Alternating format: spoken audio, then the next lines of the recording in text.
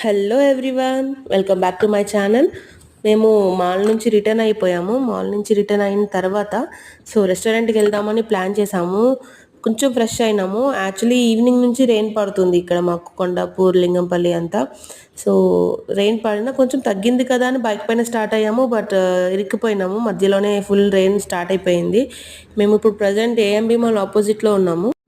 So అక్కడ full rain, traffic అసలు ఎలా ఉందంటే సిచ్యువేషన్, తడిచిపోయాం ఫుల్గా.